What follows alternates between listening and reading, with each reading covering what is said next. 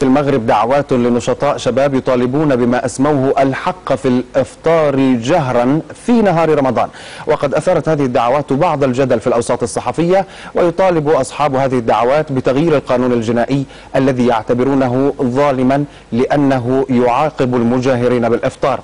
وما تزال هذه الدعوات تصطدم بجدار التدين الذي يغلب على الشعب المغربي. مراسلنا في الرباط محمد فاضل تابع الموضوع وأعد التقرير التالي. لا صيام في حياة هؤلاء الشباب، بل إنهم يطالبون بفتح نقاش حول ما يقولون إنه حقهم في ممارسة العقائد المختلفة داخل المغرب، بما في ذلك الإفطار علنا. موقعهم على الإنترنت تحول إلى معركة افتراضية بينهم وبين مناهضي هذه المطالب. نحن نناضل من أجل إلغاء الفصل 222 من القانون الجنائي الذي لا يتوافق لا مع الدستور المغربي ولا مع المواثيق المغربي، المواثيق الدولية التي وقع عليها المغرب. وكانت هذه المجموعات قد دعت السنة الماضية إلى تنظيم إفطار علني جماعي نهارا في إحدى المدن المغربية احتجاجا على المادة 222 من القانون الجنائي، وهو ما تصدت له السلطات. نحن لا نسعى إلى تغيير عقيدة أي كان، ولا نسعى إلى التشكيك في عقيدة الصيام، وإنما نسعى إلى فتح حوار بين جميع الفرقاء الموجودين في البلد، بين الأغلبية والأقلية، من أجل النقاش الجاد والعقلاني والهادئ. العاملون في الحقل الديني والفقهاء في المغرب اعتبروا الظاهرة مجرد فقاعة يمجها المغاربة الملتفون بقوة حول دينهم وعقيدتهم، محذرين من سلبية العولمة. هذه الفئات إذا كانت مسلمة عليها أن تحترم المجتمع المغربي المسلم وأن تمتثل له ولتقاليده ولقيمه، وإذا كانوا غير مسلمين فعليهم أن يحترموننا كما يحترمون اليهود المغاربة الذين يعيشون معنا ولا يستفزوننا بالمجاهرة بالإفطار وهم يفطرون. وبغض النظر عن أي اعتقاد بمشروعية هذه المطالب لدى بعض الحقوقيين، إلا أن المجتمع المغربي المسلم الذي يغلب عليه طابع التدين واحترام الشعائر يصعب عليه تقبل هذه المطالب.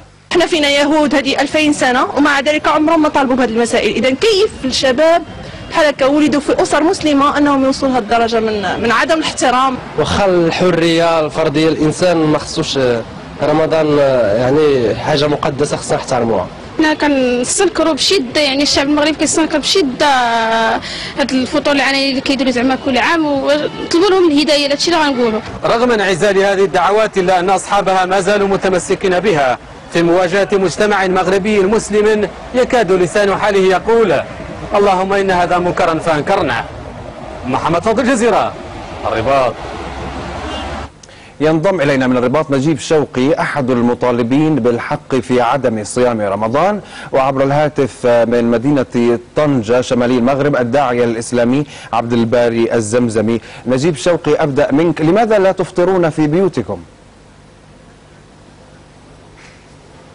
مساء الخير. أنا بالنسبة لي لا أدعو إلى عدم الإفطار. هناك فرق بين الدعوة إلى عدم الإفطار والدعوة إلى الحق في الإفطار.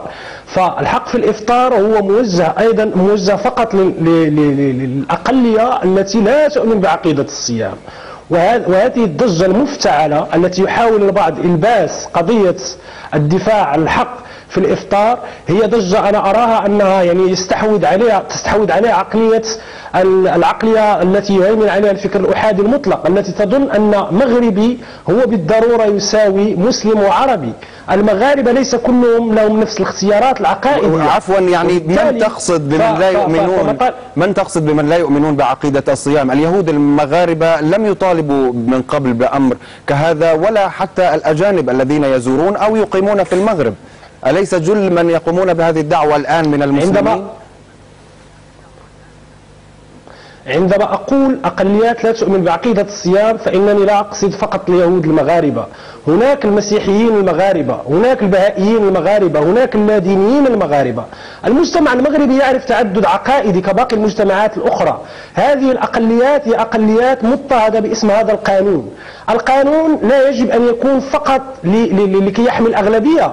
القانون يجب أن يحمي حقوق الأقلية وحقوق الأغلبية، وهذا أصلا موجود من داخل الدستور المغربي، ابقى معي، من داخل المواثيق الدولية المغربية التي وقع عليها المغرب. ابقى معي ودعني أخذ رأي الداعية الإسلامي السيد عبد الباري الزمزمي. ما رأيك فيما قيل؟ نعم، أنا أعتبر هذه الحالة التي تعتري هؤلاء الشباب هي حالة مرضية تعتريهم في فترة من العمر، وأنا أعرف شخصيا كثيرا من الشباب كانوا في فترة من أعمارهم يسلكون هذا المسلك، ينبذون الصيام، ينبذون التكاليف الشرعية، وأخيرا لما نضجوا عادوا إلى جدة الصواب واستقاموا على شريعة الإسلام. هذا الذي يقول أو يطالب، أو هؤلاء الذين يطالبون بإلغاء القانون الذي يعاقب على الجهار بأكل في نهار رمضان، هذا أمر مرفوض ومنبوذ ومتناقض مع المنطق، لأن الإسلام هو قبل الدستور وقبل القانون. الإسلام هو دين المغاربة، دين الشعب المغربي. سيد زمزمي، في الحدود الشرعية للإسلام هل يسمح لمن لا يؤمنون بعقيدة الصيام كما قال بأن يفطروا بشكل علني؟ لا، هو الأقليات غير الإسلامية يهود ونصارى لهم الحق أن يفطروا كما يشاءون لأنهم غير ملزمين بصيام رمضان. والواقع أن هؤلاء اليهود والنصارى والأجانب لم يسبق أن أكلوا جهارا في نهار رمضان أو طلبوا بالأكل جهارا، هم من تلقاء أنفسهم يحترمون شعور المجتمع المغربي. ولكن هل لهم الحق بأن يفطروا بشكل علني في المغرب؟ نقول إن علماء الإسلام ينصون على وجوب احترام حرمة رمضان، فحرمة رمضان تجب حتى على المفطر يعني بعذر شرعي، المريض والمسافر وهكذا عليه أن يحترم حرمة رمضان فلا يتشار بالأكل لأنه استفزاز للصائمين، وقد يؤذى من الصائمين أنفسهم. حسنا، لا معنى لمطالبة بإلغاء هذا القانون، لأن الإسلام هو دين الدولة وهو سابق للدستور وسابق لكل القوانين. نعم سيد نجيب شوقي، يعني ألا ترى أن ما تقومون به هو استفزاز لعقيدة عموم المغاربة وعموم المسلمين؟ لماذا الإصرار على هذا الأمر؟ نحن لا نستفز أي أحد. مثلا سأعطيك مثال بسيط جدا، والشيخ الذي اتهمنا بالمرض أنا أحترمه ولا أتهمه بالمرض، وإنما سأقول له لماذا المسلمين السنة في تركيا التي يحكم بها حزب محافظ مثل حزب العدالة والتنمية لم تغلق المطاعم في شهر رمضان؟ فنحن عندما نقول أن الأقليات الغير المؤمنة بعقيدة الصيام لها الحق في الإفطار، نقول لها الحق في الإفطار في المقاهي وفي المطاعم. الأكل يعني الناس تتناول الأكل في الأماكن الخاصة وليس في الشارع. فالإنسان الصائم ماذا سيفعل في المقهى وفي المطعم؟ هو صائم أصلا، يعني أين سيرى هذا الإنسان الذي سيأكل؟ فالمطاعم في تركيا مثلا وفي سوريا وفي تونس وفي مجموعة من الدول التي تزوجت بها أغلبية مسلمة سنية، يعني ليست هناك إشكالية، وحتى من داخل الدين الإسلامي فليس هناك عقوبة للصائم. يعني طيب كما فهمت أنه إذا أفطر المسلم يجب عليه الكفارة وليس الحبس. طيب سيد زمزمي، أولا هل يمكن ما يعني يتم تطبيقه في تركيا على سبيل المثال في هذا الشأن أن يطبق في المغرب بنفس الطريقة؟